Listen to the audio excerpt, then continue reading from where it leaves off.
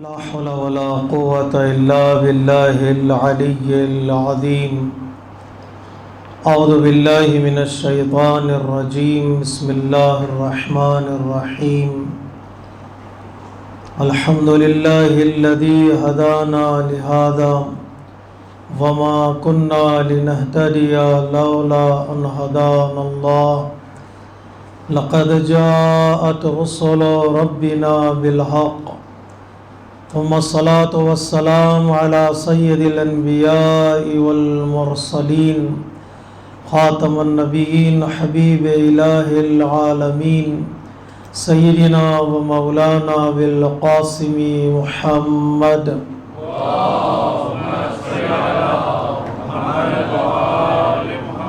وعلى أهل بيته الطيبين الطاهرين المظلومين المعصومين الميامين ولعنة الله على أعدائهم أجمعين من يومنا هذا إلى قيام يوم الدين.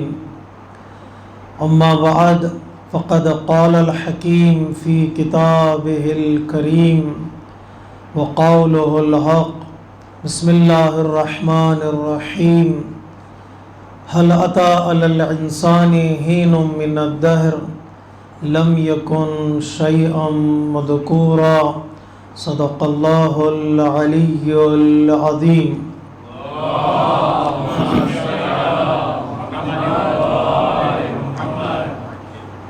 عزیزان محترم، جس موضوع کا ہم نے اس عشرے کے لیے اعلان کیا ہے وہ موضوع ہے انسان اور ایمان. اس موضوع کو ہم انشاءاللہ قرآن مجید کی آیتوں اور روایات کے ذیل میں آپ کی خدمت میں کچھ معروضات پیش کرنے کی سعادت حاصل کریں گے، یہ جاننے کے لیے کہ قرآن انسان کے بارے میں کیا کہتا ہے اور قرآن کی نگاہ میں کون سا انسان کامیاب اور سکسیسفل کہلانے کا حقدار ہے. اگر ہم قرآن مجید کی آیتوں کی تلاوت کریں مختلف صورتوں میں تو اللہ تبارک و تعالیٰ نے انسان کو ایک عظیم مخلوق کے طور پر یاد کیا ہے. سورہ دہر میں اللہ تبارک و تعالیٰ نے انسان کی خلقت کی طرف اشارہ کیا ہے کہ انسان، ہم نے تجھے قابل ذکر بنایا. ایک وقت ایسا تھا کہ تیرا نام نہیں تھا اور تیرا وجود نہیں تھا، لیکن ہم نے تجھے نام دیا اور تجھے وجود عطا کیا. جب تو اس دنیا میں آیا تو لوگوں نے تجھے ایک نام سے پکارا، ایک قبیلے سے تجھے آشنا کروایا، ایک گھر سے تجھے منسوب کیا، جبکہ نہ تیرا کوئی پتہ تھا اور نہ کوئی نام تھا اور نہ کوئی وجود. یہ اللہ تبارک و تعالیٰ کے فضل سے اللہ نے انسان کو وجود بخشا ہے، انسان کو حیات عطا کی ہے. نہ تنہا اللہ تبارک و تعالیٰ نے انسان کو پیدا کیا اور قابل ذکر بنایا، بلکہ اللہ تبارک و تعالیٰ نے فضیلت عطا کی، انسان کو عظمت عطا کی. انسان کا جب پتلا بنایا تو اللہ تبارک و تعالیٰ نے اس میں اپنی روح پھونکی، کہا وہ نفخت فیہ من روحی. انسان تیرے وجود میں، تیری باڈی میں جو اسپرٹ ہے، جو سول ہے، وہ اللہ تبارک و تعالیٰ کی جانب سے ہے. حتیٰ اللہ نے اس اسپرٹ کو اور اس سول کو اپنی طرف منسوب کیا ہے، کہا وہ روحی، وہ میری اسپرٹ ہے، وہ میرا سول ہے، وہ میری روح ہے جو میں نے تیرے بدن میں ڈالی ہے. ظاہر سی بات ہے جو چیز بھی اللہ سے منسوب ہو جاتی ہے، جس کی نسبت اللہ سے ہو جاتی ہے، اس چیز کی عظمت بڑھ جاتی ہے، اس چیز کی رسپیکٹ بڑھ جاتی ہے. اللہ نے اپنے گھر کو اپنے آپ سے منسوب کیا، کہا بیت اللہ، تو ظاہر سی بات ہے وہ گھر سارے گھروں میں افضل قرار پایا. اللہ تبارک و تعالیٰ نے کتاب کو اپنی ذات سے منسوب کیا، نسبت دی کتاب اللہ قرآن مجید میں، تو کتاب ساری کتابوں سے افضل بن گئی. اسی طرح اللہ تبارک و تعالیٰ نے اپنے رسول کو اور اپنے نبی کو اپنے ذات سے منسوب کیا کہ یہ رسول اللہ ہے، یہ نبی اللہ ہیں، تو ظاہر سی بات ہے وہ انسان جو رسول بنا ہے، نبی بنا ہے، وہ سارے انسانوں سے افضل قرار پاتا ہے۔ اسی طرح اللہ تبارک و تعالیٰ نے اپنے ولی کو اپنی طرف منسوب کیا کہ ولی اللہ، کہ وہ ولی، وہ وصی جانشین، وہ جانشین رسول اللہ کے ولی ہیں، تو وہ سارے لوگوں سے برتر ہوں گے، سارے لوگوں سے عظیم ہوں گے۔ تو اللہ نے جس طرح گھر کو، جس طرح پرسنالٹیز کو، جس طرح انبیاء کو، اولیاء کو اپنی ذات سے منسوب کیا، اسی طرح انسان کو ایک عظمت عطا کی کہ اے انسان، تیرے وجود کے اندر جو روح ہے وہ میری ہے، وہ امانت پروردگار عالم ہے، وہ اللہ کی طرف سے ایک امانت انسان کے اندر رکھی ہوئی ہے۔ ظاہر سی بات ہے روح ہی انسان کی زندگی کا خلاصہ ہے۔ جب تک انسان زندہ ہے، چلتا پھرتا رہے گا، سانس لیتا رہے گا، روح اس کے بدن میں باقی رہے گی۔ روح کی وجہ سے بدن قیمتی بن جاتا ہے، بدن کو ویلیو ملتی ہے۔ اگر روح بدن سے نکال لی جائے پھر بدن کی کوئی ویلیو نہیں رہتی ہے، بدن کی کوئی قیمت نہیں رہتی ہے۔ اگر روح بدن سے نکل جائے، انسان کے بدن کو بیچنے کی کوشش کرے انسان، تو خریدار نہیں ملے گا۔ اس کی ہڈیاں، اس کے گوشت کو اگر انسان بیچنا چاہے روح نکل جانے کے بعد، شاید کوئی $2 میں بھی نہیں خریدے گا۔ لیکن اگر ایسے کنٹریز میں چلے جائیں جہاں پر ہم تریش کو باہر نہیں رکھ سکتے، وہاں پر اس باڈی کو اٹھانے کے ہمیں پیسے دینے پڑیں گے، کوئی قیمت تو نہیں ہے، الٹے ہم ہی پیسے دینے پڑیں گے۔ جب تک روح ہے بدن قیمت ہے، بدن کی قیمت ہے، اعضاء کی قیمت ہے، ایک آنکھ کی قیمت ہے، اور ایک زبان کی قیمت ہے، ایک ہاتھ کی قیمت ہے۔ انسان نقصان نہیں پہنچا سکتا، انسان اسے کاٹ نہیں سکتا، اسے زخم نہیں پہنچا سکتا، ہر ایک چیز کی قیمت ہے۔ اللہ تبارک و تعالیٰ نے اس کی طرف قرآن مجید میں اشارہ کیا ہے، الم یجعل لہ عینین ولسانا وشفتین وہدیناہ النجدین۔ تم اپنے باڈی کو دیکھو، تمہاری آنکھیں دیکھ رہی ہیں، تمہاری آنکھوں میں وہ طاقت ہے دیکھنے کی، تمہاری زبان بول رہی ہے، تم زبان سے بول سکتے ہو، لسان ہم نے عطا کیا، لہجہ تمہیں عطا کیا، آنکھیں عطا کی، بولنے کی صلاحیت عطا کی۔ جب تک روح ہے یہ سب کچھ چلتے رہیں گے۔ جب روح نکال لی جاتی ہے تو انسان کچھ بھی نہیں ٹھہرتا۔ تو اللہ تبارک و تعالیٰ نے کہا اس روح کی قیمت کو سمجھو۔ اگرچہ ہم چونکہ جسم سے قریب ہوتے ہیں، جسم ہم محسوس کرتے ہیں، جسم کو، جسم کا زیادہ خیال کرتے ہیں۔ امام حسن مجتبیٰ علیہ السلام فرماتے ہیں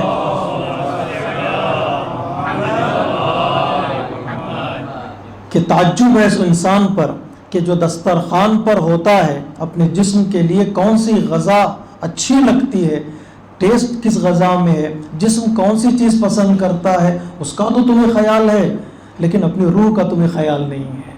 تعجب ہے کہ انسان دیکھتا ہے کہ وہ کیا کھا رہا ہے، لیکن روح کیا ہو رہی ہے اس کی طرف انسان توجہ نہیں کرتا ہے۔ جبکہ اگر حق ادا کرنا چاہے، جتنا حق جسم کا ہے، کم سے کم اتنا روح کا بھی حق ہونا چاہیے، کم سے کم اتنا بھی تو روح کے رائٹس ہونی چاہیے جسے انسان کو ادا کرنا ہے۔ حتیٰ پیغمبر اسلام فرماتے ہیں جس طرح انسان کا جسم تندرست ہوتا ہے، ہیلتھی ہوتا ہے، اسی طرح انسان کی روح بھی تندرست ہوتی ہے۔ جس طرح انسان کا جسم بیمار ہو جاتا ہے، اسی طرح انسان کی روح بھی بیمار ہو جاتی ہے۔ جس طرح انسان کا جسم مر جاتا ہے، اسی طرح انسان کی روح بھی مر جاتی ہے۔ جس طرح انسان کا جسم زندہ ہوتا ہے، اسی طرح انسان کی روح بھی زندہ ہوتی ہے۔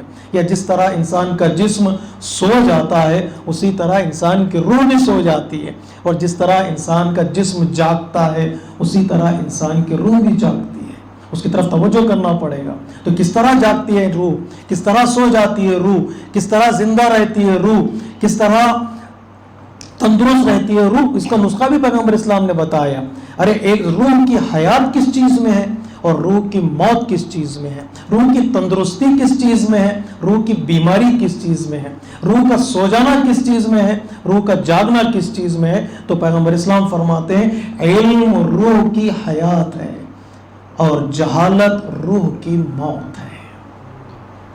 علم روح کی حیات ہے، جہالت روح کی موت ہے، یقین روح کی تندرستی ہے اور شک روح کی بیماری ہے، اور غفلت روح کا سو جانا ہے اور بیداری روح کا جاگ جانا ہے۔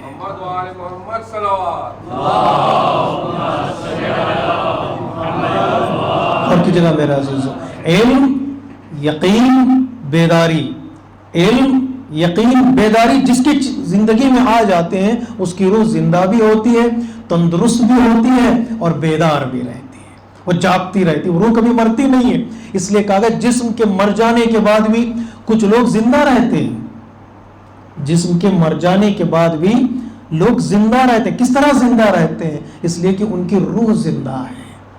اور کس طرح روح زندہ ہوتی ہے؟ اس لیے کہ وہ علم ان کے پاس موجود ہے۔ جس کے پاس علم موجود ہوتا ہے وہ مر کر بھی نہیں مرتا۔ جس کے پاس روح میں یقین پایا جاتا ہے ان کی زندگی میں شک نہیں آتا۔ جن کی زندگی میں بیداری پائی جاتی ہے ان کی روح کبھی غافل نہیں ہوتی ہے۔ تو ہم جو اہل بیت کا ذکر کرتے ہیں، قرآن کی آیتوں کی تلاوت کرتے ہیں، فرش عذاب بچھاتے ہیں، یہ اس کے پیچھے ایک مقصد ہے۔ مقصد یہ کہ یہاں جسم کے ساتھ ساتھ ہماری روح بھی زندہ رہے، یقین کے ساتھ رہے اور بیدار رہے۔ بات میری آپ تک پہنچ رہی ہے؟ جی، بیدار رہے، زندہ رہے، یقین کے ساتھ رہے، بیدار رہے۔ اس لیے کہا جاتا ہے مجلس کے دو تبرک ہوتے ہیں، ایک تبرک جو مجلس کے بعد بٹتا ہے اور ایک تبرک جو مجلس میں بٹتا ہے۔ جو مجلس کے بعد بٹتا ہے اس سے جسم بچ جاتا ہے، جو مجلس میں بٹتا ہے اس سے روح زندہ ہو جاتی ہے۔ اس لیے کہ قرآن کی آیتیں زندگی کی نشانی ہے، اہل بیت کا کلام زندگی کی نشانی ہے۔ تو روح کی طرف توجہ کرنا بہت ضروری ہے۔ روح کو میرے کیا چاہیے؟ میرے جسم کو کھانا چاہیے۔ قرآن مجید میں ایک آیت ہے کلوا واشربوا، کیا معنی ہوگا اس کا؟ کلو واشربوا، کھاؤ اور پیو۔ تو ہمارے استاد کہا کرتے تھے مسلمان کسی اور آیت پر عمل کرے یا نہ کرے، اس آیت پر ضرور کرے گا۔ کلو واشربوا کہ کھاؤ اور پیو، سب عمل کرتے ہیں۔ اگر خدا پوچھے کہ تم نے قرآن پر عمل کیا ہے کہ نہیں کیا ہے تو کم از کم ایک آیت ہم بول سکتے ہیں، ہاں اے پروردگار ہم نے اس آیت پر عمل کیا ہے۔ کلو واشربوا، کھاؤ پیو۔ اور اللہ بھی تبارک و تعالیٰ کہتا ہے نہیں، ایسا نہیں کہ انسان نہ کھائے اور نہ پیے، انسان کے جسم کی ضرورت ہے غذا۔ اللہ تبارک و تعالیٰ کھاؤ پیو، لیکن ایک کنڈیشن ہے جو کنڈیشن نارملی اگنور کر دیتے ہیں ہم لوگ، اس کو نہیں دہراتے کہ وَلَا تُسْرِفُوا، کہ اسراف نہ کرو، ویسٹ نہ کرو، جتنی ضرورت ہے اتنا کھا لو، اگر بچ جائے تو بانٹ دو، تو اسراف نہ کرو۔ کلو واشربوا، جسم کا خیال کرو۔ اگر جسم کا میں خیال نہ کروں تو مجھے جواب دینا ہوگا اللہ کی بارگاہ میں، اس لیے کہ جسم ہی اللہ کی امانت ہے۔ اس سے بڑھ کر جس چیز کی ضرورت ہے وہ روح ہے۔ کیوں؟ اللہ تبارک و تعالیٰ کہتا ہے اے انسان میں نے تیرے وجود میں میری روح کو ڈال دیا ہے، تو عظیم ہے۔ فَإِذَا نَفَخْتَ فِيهِ مِن رُوحِي فَقَعُوا لَهُ سَاجِدِينَ۔ اللہ تبارک و تعالیٰ کہتا ہے جب میں اس پتلے میں اپنی روح پھونک دوں، اے فرشتوں اس کا سجدہ کرو۔ کتنا بڑا مقام ہے انسان کا۔ اے فرشتوں تم اس کا سجدہ کرو، اور سارے فرشتوں نے اس انسان کا سجدہ کیا۔ اس لیے کہا جاتا ہے انسان مسجود ملائک ہے، جس کا سجدہ فرشتوں نے کیا ہے۔ یعنی مقام انسان کا اتنا بلند ہے، اور انسان بلند ہو بھی سکتا ہے، یعنی انسان فرشتوں سے بھی آگے جا سکتا ہے کہ نہیں جا سکتا؟ کیا خیال ہے آپ کا؟ جا سکتا ہے۔ بلندیوں کے لیے میں ایک جملہ کہہ دوں، اہل ادب ہیں، اگر آپ تک جملہ پہنچ گیا تو انشاءاللہ میں آپ سے ریسپانس چاہتا ہوں۔ جی کچھ بولیے گا تاکہ آپ کو نیند نہ آئے۔ ایک ادب کا جملہ ہے کہ فرشتوں سے آگے انسان جا سکتا ہے، فرشتوں سے آگے بڑھ سکتا ہے۔ علامہ حانی نے ایک شعر کہا تھا، فرشتوں سے بہتر ہے انسان بننا، مگر اس میں لگتی ہے محنت زیادہ۔ آسان نہیں، بغیر مفت میں یہ مقام ملنے والا نہیں ہے۔ فرشتوں سے بہتر ہے انسان بننا، انسان کا مقام اور بلند ہے، اور بلند ہے، اس لیے کہ فرشتے عظیم ہیں، بڑے ہیں، معصوم ہیں، انفیلیبل ہیں، علم ان کے پاس ہے، اللہ کی اطاعت کرتے ہیں، اللہ کا سجدہ کرتے ہیں، قیام کرتے ہیں، رکوع کرتے ہیں، وہ سب کچھ کرتے ہیں، اس میں کوئی دو رائے نہیں۔ ہم فرشتوں کو کمتر تصور نہیں کریں گے، فرشتوں کا مقام بہت بلند ہے، لیکن فرشتے جو بھی کرتے ہیں وہ فطرت کے تحت کرتے ہیں، چوائس ان کے پاس نہیں ہے۔ لیکن اگر چوائس ہے تو وہ انسان کے پاس ہے۔ یہ چاہیے اس راستے پہ جانا ہے، اس راستے پر جانا ہے. اختیار انسان کے پاس ہے، فرشتوں کے پاس نہیں ہے. انسان کے پاس دو ڈائریکشن ہے، ایک ڈائریکشن فرشتوں والا اور ایک ڈائریکشن جی اولئک کالانعام بل ہم اضل. دو ڈائریکشن ہے انسان کی، ایک اعلیٰ علیین کی طرف اور دوسرا اسفل السافلین کی طرف. ایک بلند ہو سکتا ہے، بہت اوپر جا سکتا ہے. کتنا اوپر جا سکتا ہے؟ اتنا اوپر جا سکتا ہے کہ فرشتے اس کا سجدہ کریں. اور کتنا نیچے گر سکتا ہے؟ اتنا گر سکتا ہے اولئک کالانعام، وہ حیوان بنے گا، حیوان جیسا ہوگا. بل ہم اضل، حیوان سے بھی پست ہو جائے گا. ہوگا کہ نہیں ہوگا؟ اور میں کیا چاہ رہا تھا آپ سے ریسپانس. شاعر کہتا ہے پتھر کہوں جو شمر کو توہین سنگ ہے. شمر کو پتھر کہوں، سٹون کہوں، تب بھی مجھے پتھر شکایت کرے گا، تم نے مجھے کیوں شمر سے نسبت دے دی. کیوں؟ کیونکہ غم حسین میں پتھر بھی روئے ہیں. پتھر کے آنکھوں سے آنسو نکلے لیکن شمر کے آنکھوں سے آنسو نہیں نکلے. اس کا مطلب پتھر بہتر ہے اس سے، اس انسان سے جو انسان گر جاتا ہے. دو مقام ہے، ایک اعلیٰ علیین، بلند ہو سکتا ہے آدمی. کتنا بلند ہو سکتا ہے؟ کوئی ترقی کی، میں یہ رسپانس آپ کی طرف سے چاہ رہا تھا. یہ سننے کے بعد صلوات ضرور پڑھیں گے.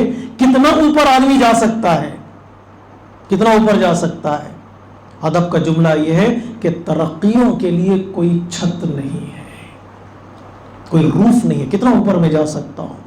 جتنا میں جا سکتا ہوں، جتنا میں جانا چاہتا ہوں، جتنا آگے بڑھنا چاہتا ہوں بڑھ سکتا ہوں. کتنا بڑھ سکتا ہوں؟ کتنا بڑھ سکتا ہے انسان؟ تو قرآن کہتا قاب قوسین او ادنا، اس کے اور رحمت پروردگار کے درمیان دو کمانوں کا فاصلہ یا اس سے بھی کمتر فاصلہ رہ جائے. صلوات پڑھیں محمد و آلہ.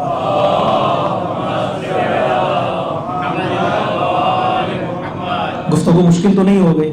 ٹریک چینج کر سکتا ہوں. اس سے بلندی دیکھیں کہاں تک جا سکتا ہے انسان. پستی کی طرف قرآن اشارہ کیا اولئک کالانعام بل ہم اضل، بلندی کی طرف کرا قاب قوسین او ادنا، جہاں فرشتے پیچھے رہ جاتے ہیں ان سے آگے نکل جاتا ہے انسان. اللہ تبارک و تعالیٰ کہتا مسجود ملائک ہو تم، ہم نے سجدے کے لیے کہا فرشتوں کو، فرشتوں نے سجدہ کیا. اتنا ہی نہیں، ہم نے تمہیں علم کا امتحان لیا، تمہیں علم عطا کیا. وَعَلَّمَ آدم الاسماء کلھا، ہم نے ٹیسٹ لیا علم کا فرشتوں اور انسانوں کے درمیان. انسان اس علم کے امتحان میں کامیاب ہو گیا. ہم نے تمہیں علم عطا کیا، فرشتوں کے ساتھ ٹیسٹ ہوا، ٹیسٹ میں انسان کامیاب ہو گیا. تو ہمارے استاد کہا کرتے تھے خلافت کے لیے پہلا امتحان علم کا. جو امتحان علم کا ہوگا وہ آخری امتحان بھی علم ہی کا ہوگا. علم کے بغیر کوئی خلیفہ بن ہی نہیں سکتا ہے، علم کے بغیر کوئی امام بن ہی نہیں سکتا. فرسٹ کنڈیشن علم ہے، فرسٹ کنڈیشن امامت کے لیے علم، خلافت کے لیے علم ہے. اگر علم نہیں ہے نہ خلافت کا حقدار ہوگا، نہ خلافت آگے بڑھے گی، نہ امامت آگے بڑھے گی.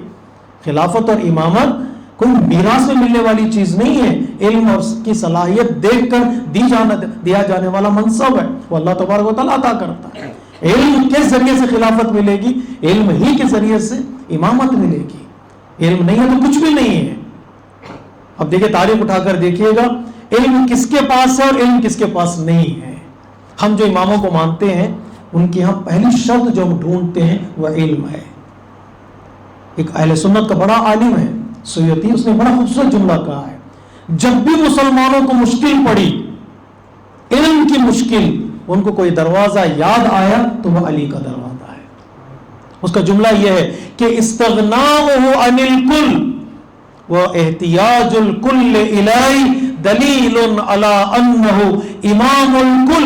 میں سادہ الفاظ میں اردو میں بتا دوں، علی کا کسی کے دروازے پر نہ جانا اور کائنات کا علی کے دروازے پر آنا اس بات کی دلیل ہے کہ علی کائنات کا امام ہے. نعرہ حیدری یا علی، حیدری یا علی، محمد صلوات.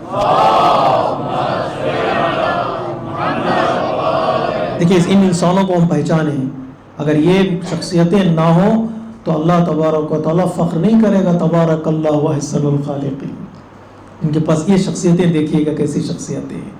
علی کسی کے دروازے پر نہیں گئے کہ علم کا سوال لے کر اس کو حل کر دو. کائنات کے ہر فرد نے علی کے دروازے پر آ کر کہا ہماری مشکل کو حل کر دو, ہماری مشکل کو حل کر دو. اور علی نے حل بھی کیا ہے, حل کر کے بتا. عہدہ الگ ہے, علم اور مقام الگ ہے.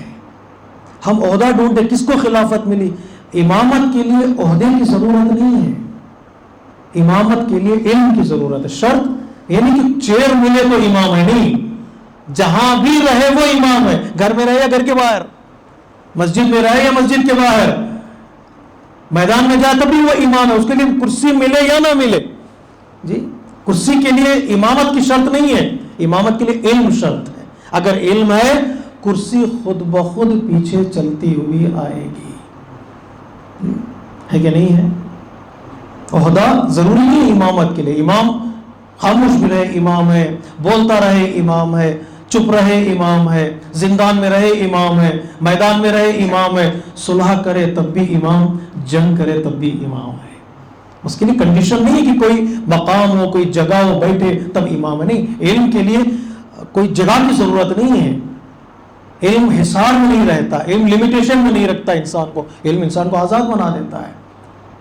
جی یہ عہدہ انسان کے پیچھے بھاگ کر آئے گا اگر علم انسان کے پاس ہے, اگر وہ صلاحیت اور ایبیلٹی ان کے پاس ہے. کہتے ہیں نا وہ اور ہیں جو کہ محب آل کو رحمت تلاش کرتی ہے. جو علی اہل بیت کا چاہنے والا ہوتا ہے اسے رحمت ڈھونڈتی ہے. محب آل کو رحمت تلاش کرتی ہے, عدو آل کو لعنت تلاش کرتی ہے. پہنچ رہی ہے میری بات؟ محب آل کو رحمت تلاش کرتی ہے, عدو آل کو لعنت تلاش کرتی ہے. وہ اور ہیں جو خلافت تلاش کرتے ہیں مگر علی کو خلافت تلاش کرتی ہے. عہدہ علی عہدہ نہیں ڈھونڈ رہے, علی منصب نہیں ڈھونڈ رہے, علی منصب اور عہدہ علی کو ڈھونڈ رہے ہیں. تو علی مل جائیں تو منصب کو آبرو ملے, علی مل جائیں تو عہدے کو آبرو ملے, عزت ملے. مولا کائنات کا ایک صحابی تھا ساسا بن سوہان, بڑا ہی مولا کائنات کا چاہنے والا قریبی صحابی ساتھیوں میں سے. تو مولا کائنات سے کئی سوالات اس صحابی نے کیے, مولا کائنات نے جوابات دیے ہیں. نہج البلاغہ میں صحابی کا تذکرہ ہے. وہ جو انبیاء سے افضل والی حدیث ہے کہ علی افضل کے حضرت آدم افضل, وہ حدیث بھی ساسا بن سوہان نے نقل کی ہے. آخری لمحات میں اس صحابی نے مولا کائنات سے سوال کیا تھا, مولا کائنات نے کچھ اسرار اس صحابی کو عطا کیے تھے. کچھ صحابی ایسے تھے جو اماموں سے بہت قریب تھے, بہت قریب تھے, جیسے مالک اشتر, ساسا بن سوہان, اسبغ بن نباتہ, سلمان فارسی, مقداد, قنبر, یہ لوگ تو مولا کائنات سے بہت قریب تھے. اور جتنے مولا ان کے اندر محبت تھی اتنے ان کو تحفے ملے, ان کو گفٹس ملے. امامت کی بارگاہ سے اگر انسان قریب ہو جاتا ہے تو تحفہ لینے کے قابل بن جاتا ہے, گفٹ لینے کے قابل بن جاتا ہے. جیسے علامہ ذیشان ندر جوادی کہا کرتے تھے جیسے دعائے کمیل. اب دعائے کمیل نہیں ہے, دعائے کمیل دعائے امام علی ہے, لیکن نام کمیل کہا گیا. اب یہ کمیل کا نام کیوں آ گیا؟ اس لیے کہ کمیل نے سوال کر لیا تھا تو امام نے جواب دے دیا. سوال کرنے والے کے نام یہ دعا ہو گئی. اب کوئی بھی کتاب اٹھا کر دیکھیے دعائے امام علی نہیں, دعائے امام حضرت قضر نہیں کہا جاتا, کہا جاتا دعائے کمیل ہے. گویا مولا کائنات یہ سمجھا رہا ہے ہم لوگوں کو, ہمارے دروازے تک آ کر دیکھو ہم تمہیں کیا نہیں دیتے. یہ تو دعا تو کیا چیز ہے, تمہیں مقامات ملیں گے, تمہیں مرتبے ملیں گے. وہ مقام لینے کے لیے نہیں آئے تھے اہل بیت, مقام بانٹنے کے لیے آئے تھے. کسی کو منی بنا دیا, کسی کو صدیق کا خطاب دے دیا, کسی کے نام دعا دے دی, کسی کے نام نماز دے دی. نماز جعفر طیار, اب نماز جعفر طیار کی نماز کہاں سے آ گئی؟ اب جعفر طیار نے سوال کیا تو پیغمبر اسلام نے تعلیم دی, وہ نماز ہی ہو گئی نماز جعفر طیار. وہ خطابات بانٹنے کے لیے آئے تھے, لینے کے لیے نہیں آئے تھے. در پر آ کر تو دیکھو کیا نہیں ملے تھا, کیا نہیں ملے گا. تو ساسا بن سوہان کے ایک مشہور جملہ ہے, جب مولا کائنات کو ظاہری خلافت ملی, آپ خلیفہ بنے مسلمانوں کے, آپ کے ہاتھوں پر بیعت کی گئی, تو لوگ مبارکباد دینے لگے, یا امیر المومنین مبارک ہو, اے علی ابن ابی طالب مبارک ہو. اسی ہنگام میں ساسا بن سوہان مجمع میں داخل ہوئے اور منبر کے قریب گئے اور منبر پر ہاتھ رکھ کر کہا کہ آج میں علی کو مبارکباد نہیں دوں گا. اور ظاہر سی بات ہے یہ جملہ وہاں پر جتنے لوگ تھے پریشان ہو گئے, یہ تو قریبی دوست ہے, صحابی ہے, اس کی زبان سے یہ جملہ نکل رہا ہے کہ میں آج علی کو مبارکباد نہیں دوں گا. تو اس نے ممبر پر ہاتھ رکھ کر اس صحابی نے کہا کہ اے ممبر رسول, اے مسند خلافت, تجھے مبارک ہو کہ آج علی جیسا امام مل گیا. آج تجھے مبارک ہو کہ آج علی جیسا امام تجھے ملا ہے. اس لیے کہ وہ اور ہیں جو خلافت تلاش کرتے ہیں, مگر علی کو خلافت تلاش کرتی ہے. یہ مقام ہے, انسان ہے, اس مقام تک پروردگار عالم نے انسان کو فضیلت دی ہے کہ انسان اس مقام تک پہنچ سکتا ہے.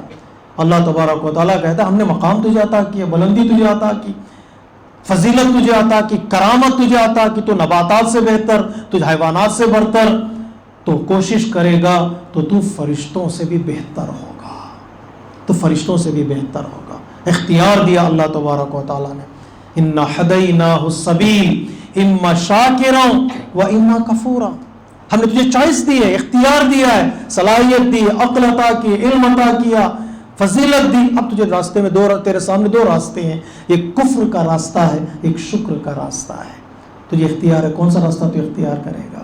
اعلیٰ علیین کی طرف جا یا اسفل السافلین کی طرف جا, جی, یا حضرت آدم کی طرف آ یا شیطان کی طرف جا, حابیل کی طرف آ یا قابیل کی طرف جا, نمرود کے لشکر میں آ جا یا ابراہیم کے ساتھی بن جا, یا فرعون کا صحابی بن جا یا فرعون کے لشکر میں شامل ہو جا. کون سا لشکر تجھے چاہیے؟ پیغمبر اسلام کی طرف جا رہا ہے یا ابو جہل و ابو لہب کی طرف جا رہا ہے؟ کس ڈائریکشن میں تجھے جانا ہے؟ امام حسین کی طرف تجھے جانا ہے یا یزید کی طرف تجھے جانا ہے؟ حق و باطل کا راستہ معین کر دیا پروردگار عالم نے. ایسا نہیں کہ بتایا نہیں, چوائس بھی دیا اور بات کو کلیئر بھی رکھا. یہ راستہ ہے, یہ حق کا راستہ ہے اور یہ باطل کا راستہ ہے. جو علم کی طرف بلائے, دین کی طرف بلائے, مذہب کی طرف بلائے, ہدایت کی طرف بلائے, رحمت کی طرف بلائے, اتحاد کی طرف بلائے, نعمت کی طرف بلائے, قرآن کی طرف بلائے, رسول کی سنت و سیرت کی طرف بلائے, سمجھ جاؤ وہ حق کا راستہ ہے. اور جو اس راستے پر چلے گا وہ کامیاب ہوگا, اور جو باطل کی طرف بلائے, جو جھوٹ کی طرف بلائے, جو گناہ کی طرف دعوت دے, جو گمراہی کی طرف بلائے, وہ باطل کا راستہ ہے, فنا یقینی ہے, وہ کفر کا راستہ ہے. پھر تیسرا راستہ درمیان میں نہیں ہے, تیسرا راستہ درمیان میں نہیں ہے. حق اور باطل, ایک پیر حق کی طرف ایک پیر باطل کی طرف, اسلام اسے قبول نہیں کرتا ہے. پورے حق کی طرف آ جاؤ یا پورے باطل کی طرف. ایک پیر حق کی طرف رکھیں, ایک پیر باطل کی طرف. امام بارگاہ میں حسینی, امام بارگاہ باہر یزیدی بن جائے, ایسا نہیں ہوتا ہے. یا کمپلیٹ لائف حسینی ہو جائے. اگر حسینی نہیں بن سکتے تو دوسرا راستہ ہے, اپوزٹ ڈائریکشن میں ہے, اس راستے میں نہیں ہے, تیسرا راستہ نہیں ہے. جیسے کسی بڑے اسکالر نے کہا تھا دو ہی راستے ہیں, یا حسین کا راستہ ہے یا زینب کا راستہ, پھر تیسرا راستہ بھی یہاں بھی نہیں ہے. یا شہید ہو جاؤ, وہ جو جان دی انہوں نے جان دے دی, جب ضرورت پڑی سر دینے کی سر دے دیا. اور دوسرا راستہ کیا ہے؟ دین کی تبلیغ کرو, دین کو آگے بڑھاؤ, یا جان دو یا تبلیغ کرو. پھر تیسرا راستہ نہیں ہے کہ ہم نیوٹرل رہیں گے. اسلام اس لفظ کو قبول نہیں کرتا ہے, وہ نہیں کہ نیوٹرل ہونے کا نہیں ہے دین میں. یا حق کا راستہ یا باطل کا راستہ معین کر دیا اللہ نے, چوائس دیا انسان کو, یا تم کافر بنو یا شاکر بنو. انا ہدیناہ السبیل اما شاکرا و اما کفورا. اب یہ امتحان کی منزل ہے. اللہ تبارک و تعالیٰ بندوں سے ٹیسٹ لیتا ہے, یہ دیکھتا ہے کہ یہ کتنا شاکر بنے گا اور یہ کتنا کافر بنے گا, کتنا شاکر بنے گا اور کتنا کافر بنے گا. یہ یا شکر حق کے راستے پر جا کر شاکر بنے گا یا باطل کے راستے پر جا کر کافر بنے گا. کتنا یہ سر جھکائے گا اللہ کی بارگاہ میں اور کتنا اللہ کی بارگاہ سے دور ہو جائے گا. اختیار دیا, چوائس دیا, اور اس کے بعد انسان کو پاور دیا, انسان کو اتھارٹی دی, انسان کو قدرت عطا کی اللہ تبارک و تعالیٰ نے. صرف اتنا ہی نہیں کہ چوائس ہے, اگر اختیار ہو قدرت نہ ہو فائدہ نہیں ہے اس اختیار کا. اختیار کے ساتھ انسان کو اندر قدرت بھی ہونا چاہیے. کیا قدرت ہے انسان کے ہاتھوں میں؟ وَسَخَّرَ لَكُم مَّا فِي السَّمَاوَاتِ وَالْأَرْضِ. سورہ یاسین پڑھیے گا. اللہ تبارک و تعالیٰ انسان تیرے کمال کے لیے، تیری عظمت کے لیے بس اتنا کافی ہے، ہر چیز کو ہم نے تیرے کنٹرول میں دے دیا ہے. چاہے تو کشتیاں بنا، سمندر کا سفر کر، چاہے ہوائی جہاز بنا، ہواؤں کا سفر کر. ہوا تیرے کنٹرول میں، پانی تیرے کنٹرول میں، حیوان تیرے کنٹرول میں، زمین تیرے کنٹرول میں، سمندر تیرے کنٹرول میں، پہاڑیاں تیرے کنٹرول میں، سب کچھ تیرے کنٹرول میں ہے. بس اس بات کا خیال رکھنا تو کس کے کنٹرول میں ہے، تو کس کے کنٹرول میں ہے. سورہ یاسین میں ساری نعمتیں بیان کرنے کے بعد اللہ تبارک و تعالیٰ کہتا ہے لعلکم تشکرون. یہ لے لے، پوری دنیا تو لے لے، بس ایک مرتبہ اللہ کی بارگاہ میں کہہ دے الحمدللہ رب العالمین. میں نے کسی عارف نے کہا، پتہ نہیں وقت ختم ہو جائے تو بتا دیجئے گا، کسی عارف نے کہا، ایک عارف نے اللہ سے گفتگو کی، اے اللہ چل پوری دنیا بانٹ لیتے ہیں. کیا کرتے ہیں؟ دنیا آپس میں تقسیم کر لیتے ہیں، کچھ چیزیں تو لے لے، کچھ چیزیں مجھے دے دے. اللہ جھگڑا ہی ختم. تو آسمان لے لے، مجھے زمین دے دے. جی یہ بحث ہو سکتی ہے نا. تو سمندروں کا پانی لے لے، مجھے کائنات کے درخت دے دے. تو ہوا لے لے، مجھے زندگی دے دے. اس نے بڑی گفتگو کی، پروردگار تو کچھ چیزیں لے لے، مجھے کچھ چیزیں دے دے، چل بانٹ لیتے ہیں. دنیا بانٹنے ہی پہ ہے نا. جی سمندروں کا پانی بٹ رہا ہے، زمینیں بٹ رہی ہیں، لوگ لوگوں کو بانٹ رہے ہیں. بانٹنا تو بہت پسند ہے دنیا والوں کو. اس عارف نے کہا چل اے اللہ تو بانٹ لیتے ہیں، چل کچھ چیزیں تو لے لے، کچھ چیزیں مجھے دے دے. جھگڑا ہی ختم. نہ بندے کا جھگڑا رہے گا، نہ معبود کا جھگڑا رہے گا. تو آواز قدرت کی عارف کا جملہ بڑا خوبصورت جملہ ہے. سنیے گئے جملے کو، میں اپنے لیے کہہ رہا ہوں آپ تک یہ جملہ پہنچ جائے. اس عارف نے کہتا ہے، وہ عارف کہتا ہے چل بانٹ لیں اللہ. تو آواز قدرت ہے، اس کی اپنی زبانی اللہ نے آواز دی. قرآن کی آیتوں میں، روایتوں کے سائے میں وہ جملہ کہہ رہا ہے. آواز آئی میرے بندے دنیا بانٹتا کیوں ہے، تو میرا ہو جا سب کچھ لے جا. محمد وعلى محمد صلوات.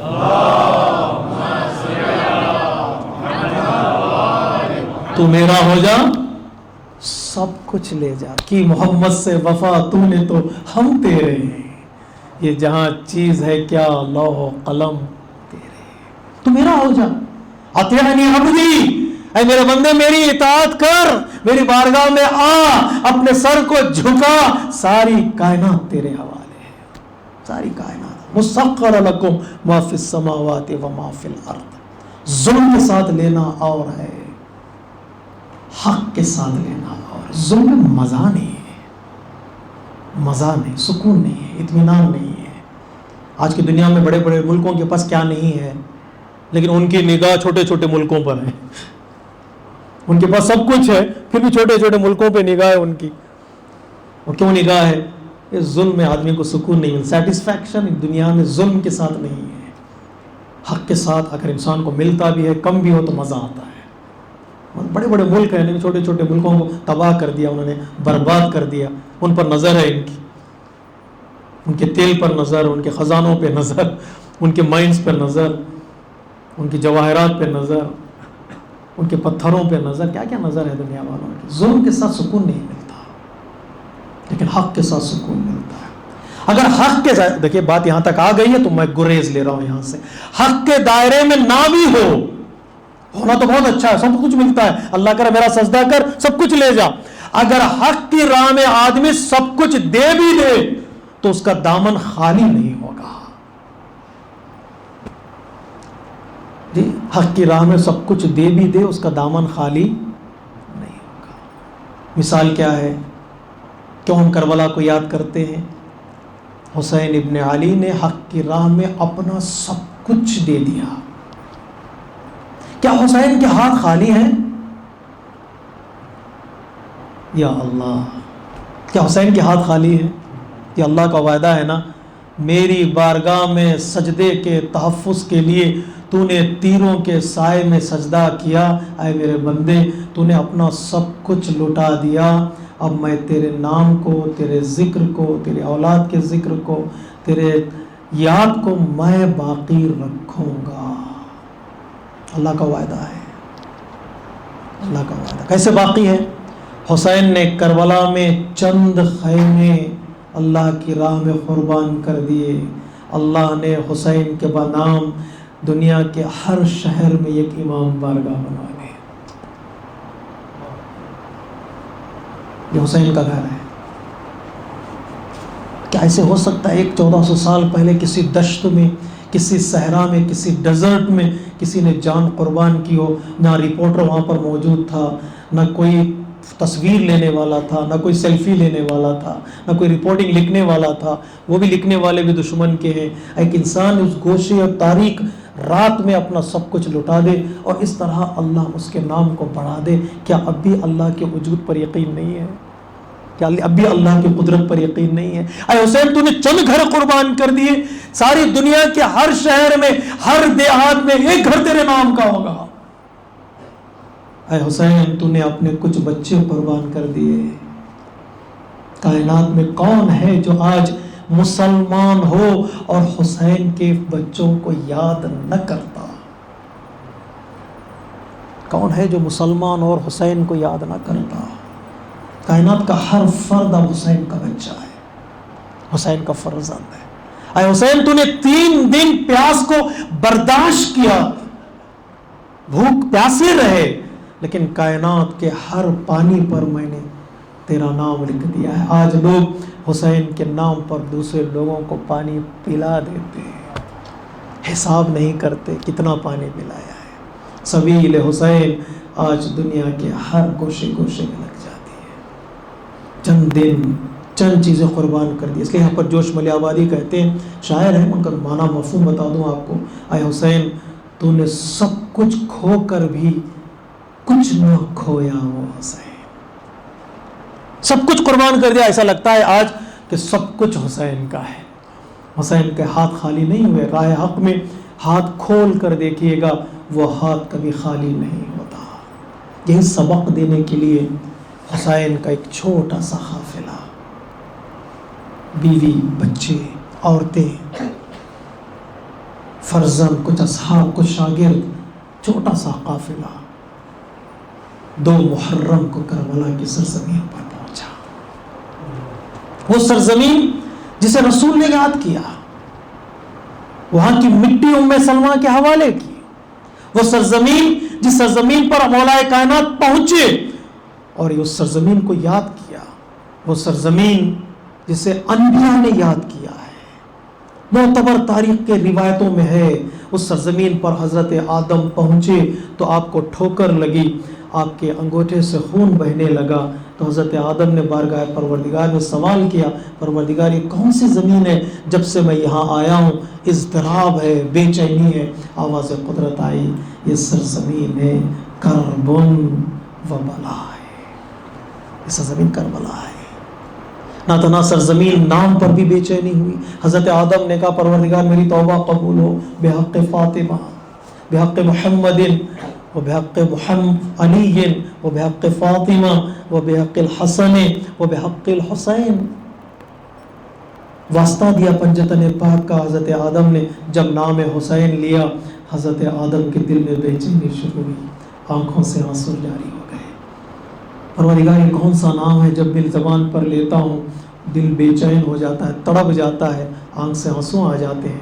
آواز قدرت آئی، یہ نواسہ رسول ہے حسین، جسے دشت کربلا میں بھوکا پیاسا شہید کر دیا جائے گا۔ اس سرزمین پر کئی انبیاء ہو کر گزرے ہیں، یہاں انبیاء کا اس سرزمین میں خون شامل ہے، انبیاء کی مناجاتیں ہیں، انبیاء کی دعائیں ہیں۔ اس فرات کے پانی کے قریب حضرت ابراہیم اپنے گوسفندوں کو لے آئے، بھوکے پیاسے گوسفند پانی پینے کے لیے تیار نہیں تھے۔ حضرت ابراہیم نے بارگاہ پروردگار میں شکایت کی، پروردگار یہ کون سا پانی ہے جو گوسفند پینے کے لیے تیار نہیں ہو رہے ہیں؟ آواز قدرت آئی، یہ وہی پانی ہے جو حسین کے بچوں پر روکا جائے گا۔ یہ گوسفند حسین کے بچوں کی پیاس کو یاد کر رہے ہیں۔ یہاں سے انبیاء کا سفر گزرا ہے، اسی انبیاء کے سفر کو ادامہ دیتے ہوئے آگے بڑھاتے ہوئے حسین اس قافلے کو لے کر 2 محرم کربلا پہنچے۔ ایک غم کا قافلہ، لیکن وہ غم جو انسان کے ہدایت کا ذریعہ بنتا ہے. گھوڑا آگے نہیں بڑھ رہا تھا، روایتیں آپ سنتے رہتے ہیں. امام نے قریب میں رہنے والے بنی اسد کے قبیلے کے لوگوں کو بلایا، اور بلانے کے بعد امام سوال کرنا شروع کرتے، بتاؤ اس سرزمین کا نام کیا ہے؟ کسی نے کہا مولا اس سرزمین کو شط الفرات کہتے ہیں. امام نے پوچھا کیا اس سرزمین کا دوسرا نام بھی ہے؟ کسی نے کہا مولا اس سرزمین کو غادریہ کہتے ہیں. امام نے پوچھا اس سرزمین کا دوسرا نام بھی ہے؟ کسی نے کہا مولا اس سرزمین کو نینوا کہتے ہیں. امام نے پوچھا کیا اور نام بھی ہے؟ ایک ضعیف آگے بڑھا، اور آگے بڑھنے کے بعد کہتا ہے مولا اس سرزمین کو کربن و بلائی کہتے ہیں. حسین نے کہا ہونا مناق ریالنا، ہم وہاں پہنچ گئے جہاں پہنچنا چاہتے ہیں، ہم وہاں پہنچے جہاں پہنچنا چاہتے تھے. ارے یہی ہم رکیں گے، یہی ہمارے خیمے لگیں گے، یہی ہمارا سفر ختم ہوگا. جب اصحاب آگے بڑھے مولا یہ وہ سرزمین ہے نہ جہاں درخت ہیں نہ کوئی دور دور تک لوگ نظر آتے ہیں. تو امام حسین نے کہا نہیں نہیں، یہی وہ جگہ ہے جس کی طرف میرے نانا نے کہا تھا. ارے بیابان میں شہید کر دیا جاؤں گا. امام نے ہر ایک صحابی کو اس کے شہادت کی جگہ بتائی، ہر ایک کے قریب ہر ایک کو اپنا مقام بتایا. اور اس کے بعد امام نے بنی اسد کے قبیلے والوں کو قریب بلایا، اور بلانے کے بعد امام نے اس زمین کو خریدا. ایک کربلا کی زمین مجھے بیچ دو. امام نے زمین کو خریدا، اور خریدنے کے بعد اس قبیلے والوں کو ہبا کیا. لو یہ زمین میری طرف سے تمہیں ہدیہ ہے، تحفہ ہے، میری طرف سے لے لینا، لیکن 3 شرطوں کو پورا کر دینا. پوچھا مولا وہ 3 شرطیں کیا ہیں؟ پہلی شرط امام فرماتے دیکھو کہ اگر ہم اس سرزمین میں شہید ہو جائیں تو آنا ہمارے جنازوں پر خاک اللہ رے غربت حسین جس کے نام کا کفن آج کربلا میں ملتا ہے، وہ کہہ رہا ہے میرے بدن پر مٹی ڈال دینا. امام نے مردوں سے کہا، پھر ایسا لگتا ہے کہ امام کو اطمینان نہ ہوا. امام نے عورتوں کی طرف رخ کر کے کہا اگر تمہارے مرد آنے سے گھبرا جائے تم پانی کے بہانے آنا اور اپنے ہاتھوں میں مٹی لے کر میرے بدن پر ڈال دینا. پھر امام نے چھوٹے چھوٹے بچوں کا رخ کیا، اے بنی اسد کے بچوں، اگر تمہارے ماں باپ مٹی نہ ڈال سکے تم کھیلتے ہوئے آنا، حسین کے بدن حسین کے بدن پر مٹی ڈال دینا. امام نے کہا دوسری شرط یہ ہے کہ اے بنی اسد کے قبیلے والوں، یہاں جو بھی میرا غذائی رائے ہے اس کو 3 دن تک مہمان رکھنا، اس کو ہماری قبر کا پتہ بتا دینا. دیکھو ہماری زیارت کے لیے آئے، کوئی تکلیف کا احساس نہ کرے. امام نے وصیتیں کی. بعض علماء کرام کہتے ہیں جب آدمی زمین خریدتا ہے تو آدمی قبالہ بناتا ہے کہ زمین کس کے نام لکھی جائے. جب امام لکھنے لگے، بنی اسد کے شرائط اور وصیتیں لکھنے لگے، زینب کبریٰ نے کہا ابا فضہ ذرا جانا میرے بھائی سے کہہ دینا کہ یہ زمین میرے اکبر کے نام. امام نے سر کو جھکا لیا، آنکھوں سے آنسو جاری ہوئے. کہا ابا فضہ زینب سے کہہ دینا کہ تیرا لال اکبر، بھوکا پیاسا شہید ہوگا، خیمے نصب کر دیے گئے، کربلا شروع ہو چکی، رات کا اندھیرا چھا چکا، زینب بے چین ہو کر اٹھی، امام کے خیمے میں آئی، بھیا حسین اٹھو اٹھو، ارے جب سے یہاں خیمے نصب ہوئے ایک بی بی کے رونے کی آواز آ رہی ہے، ارے بے چینی ہے، درد ہے۔ حسین نے اس آواز کو سنا، بہن کو سینے سے لگایا، بہن یہ کوئی اور نہیں ہے، ہماری ماں فاطمہ ارے کربلا میں آ چکی ہے، غم کربلا پر آنسو۔